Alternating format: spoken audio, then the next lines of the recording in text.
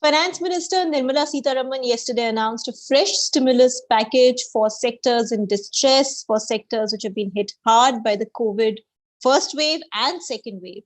Now, obviously this package is useful in the long run, but what we need to assess is whether it is useful in the short term or whether we need more immediate measures to address the distress that the COVID pandemic has caused. So to help us find these answers, we have with us Ramya Nair, who of course is the in-house expert on the economy. Ramya, thank you so much for joining us in Government Matters.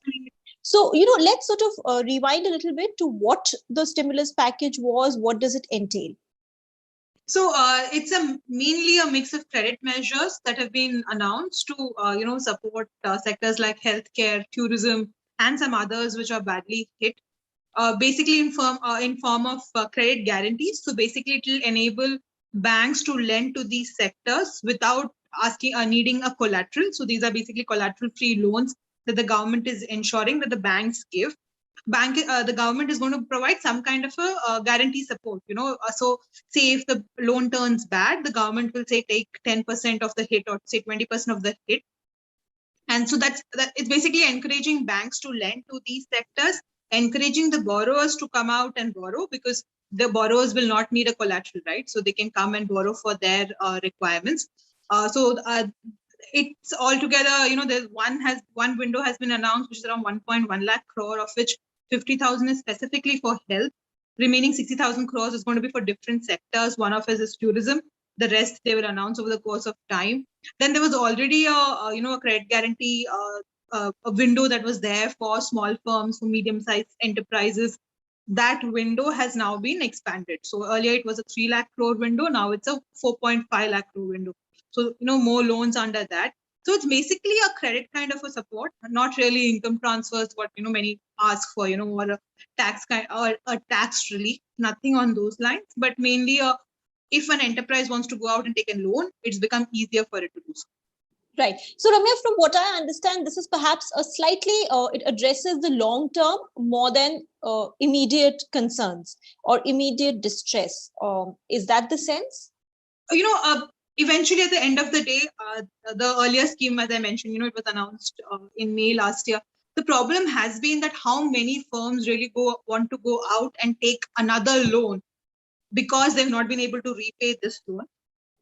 Business is not functioning for many travel operators or tourism operators. Business is not functioning. So do they really want to go and further increase their debt? So will it really, this kind of a borrowing, will it really lead to fresh investments? That is the question. Because most of what banks have apparently seen is the fact that, loans are taken under this window and they are used to repay the older loans. So this is more like a stopgap arrangement for them. That, okay, they're using this money to repay. But does that really help growth? Does that really help fresh investments? And eventually it's a debt cycle, right? Because, and it will all depend on whether the business finds some kind of a revenue stream. All that will depend on how the pandemic is controlled and how the spread is controlled, how the easing of curbs happens, how people are confident of moving out. Because after the second wave, are people, still confident of traveling, of, holidaying? So that will be the question that will come up. Right. So if you were to look at slightly more immediate measures, what else is needed? What is it that economists and experts believe? No, this time the common consensus is that the wave's impact has been much less compared to the previous term in terms of economy, but not in terms of health and lives. That has been much worse. But in terms of the economic impact, it has been much better this time. Is what is the common view, because this time people are more geared up to work from home or work around the restrictions as compared to last time. There's this feeling that probably businesses have been, manufacturing has not really shut down. And there has been some kind of movement, but obviously the economy has been badly hit. There is no doubt about that. The growth projections, when this fiscal had started, we were at like 13%, 14% growth projections. They've all come down to less than 10 now. There is no doubt that, as in all economists, even the Reserve Bank of India has all said that India will not grow at 10%. And this is at a base of a contraction of around 7.3%. So there will be no growth compared to, say, 2019-20. India's base is the same. So, the output levels will still be the same as 2019-20. So, yes, there's a lot of talk on how there has to be a massive push in terms of investment. You need more people to be confident to invest in the country. You need more people to start going out and purchasing things. So, you need a a purchase, you need a more consumer-led demand also. But eventually, it all depends on whether people have clarity on how things will go going forward. People who are not sure if they're going to retain their jobs a few months down the line are not going to make any big purchases. They might as well save what they have right now for a rainy day. Right. All right. Okay. So let's take this question from Anurag S. Sarkar landlord or money lender ban rahi hai. What is your view? Yes, so not really a money lender, because the rates are much more attractive than what a money lender gives. The money lender rates are atrocious. But here in this case, the government is actually ensuring that the rates are around 7.5. In one case, it's around 8%. So the rates are very attractive. See, there's no doubt that the schemes are good, because those who want to go out and take a loan, it's a very attractive scheme, because you're getting a collateral-free loan and you're getting a loan at a very decent interest rate. So there is no doubt about that. But the only thing is the people at whom, or the firms at whom it is targeted, do they want to go out and take a loan? Do they want to be further in the debt cycle? That is the only thing that is questionable in this. Questionable. Right. All right. Okay, Aryan, what about reviving the economy by putting in money in the economy by the government? I mean, the government putting in more money in the economy. The government has announced. One of the announcements that has come in is also about this whole public health infra push. As you know, this government has followed. Even during the budget, there was a lot of talk of, will there be an income support? Will more money, direct cash, come in the hands of the people? So this government has been very particular about the fact that what they will do is, what the policy that they will follow will be an investment-led push, where they're like putting in a lot of money in, infrastructure projects, in investments there, because they think that will be a large multiplier effect. So that has been this government's thinking per se. So that is something that they're carrying forward right now. Also, there's a lot of, there's this additional 20,000 crore of outlay that has been announced for public health infra, specifically for pediatric beds in this whole, news, or, there's apprehensions that the next wave may impact kids. This whole push that is coming in. You don't really know how quickly this will happen. Well, the health infra will get ramped up in time for, catching the next wave. It's going to happen quickly. We don't know that. Right. Okay. Mohit Verma, why is the government shy of using Abhijit Banerjee's idea of printing more cash? So printing money, was a topic that was discussed last year also. Don't forget, printing money means more money into the economy. That will lead to inflationary pressure. That's a big worry right now. India is not in a good place when it comes to inflation. Inflation was at more than 6%, which is much above the RBI's, 4 to 6% inflation target, 2 to 6% of inflation targeting. It's much above the higher range. So India is not in a good place right now when it comes to inflation. There are a lot of pressures, especially because international commodity prices have zoomed. You will look at international commodity prices of any metals, or international commodity prices of, food grains like millet, like corn, and so there's been a lot of pressure in international prices. Crude oil is again something that has been, those pressures are increasing. All of this items that India imports. So this will, have an impact on household budgets also. Right. There is this lot of, there's a lot of pressure of inflation. So printing money may not really be a good idea right now, or may not really be an option right now for the government. Right. It always sounds glamorous when you talk about printing money, but it has a big side effect, which is, as you rightly pointed out, inflation. So that's something the government has to sort of be cautious about. All right. This is a question from Karan Saxena. Where is the money coming from for all this fiscal stimulus? So the money, it's 6 lakh crore of package that was announced yesterday. Many of them were already part of the budget. Many of them were already announced by the PM, like the free food grain scheme, which has been extended by a few more months. So that's already been accounted for.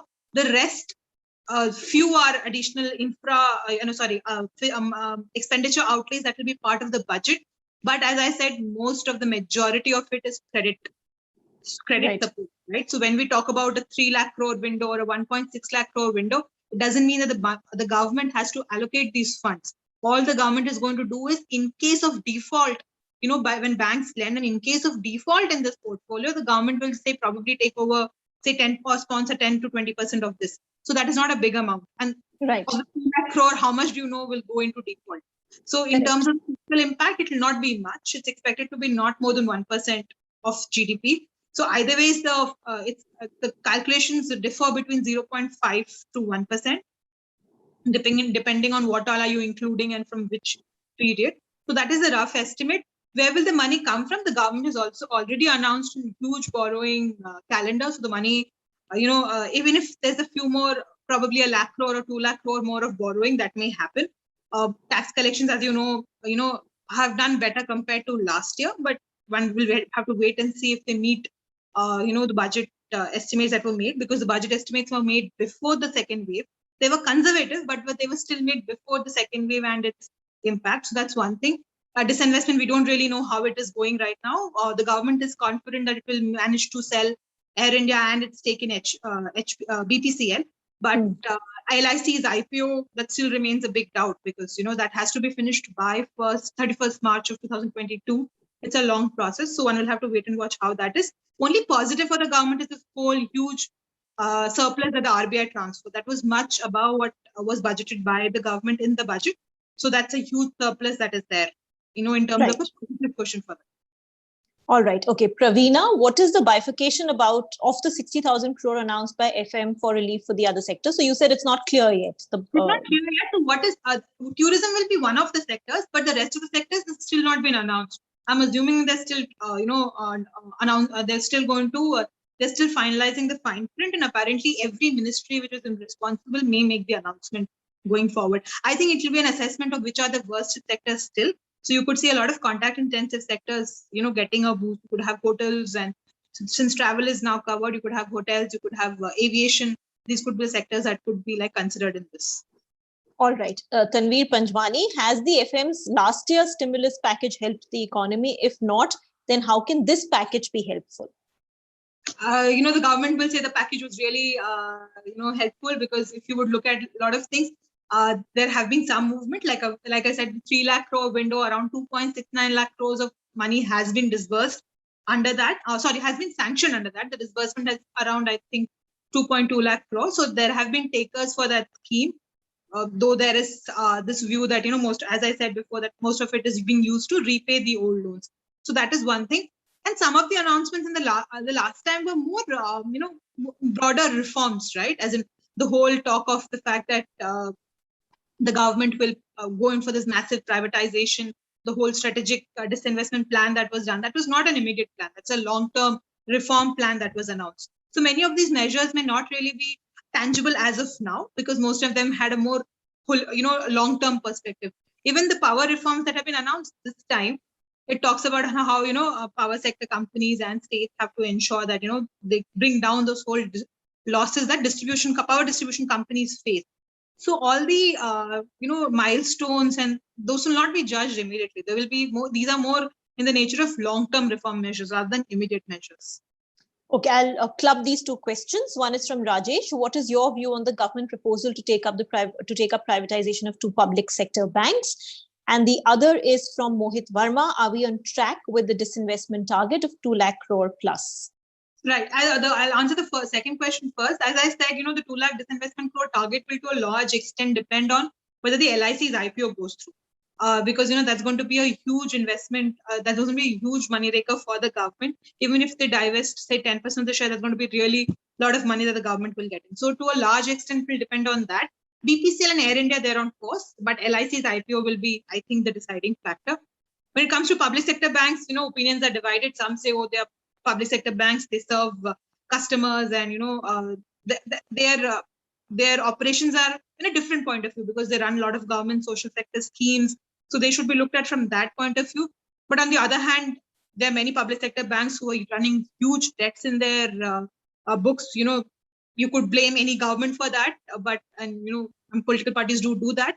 But eventually, at the end of the fact, these banks are not sustainable right now. The government doesn't have money to further capitalize these banks, because if these banks make losses, the government has to capitalize these banks to ensure that they don't violate the Basel III capital requirements.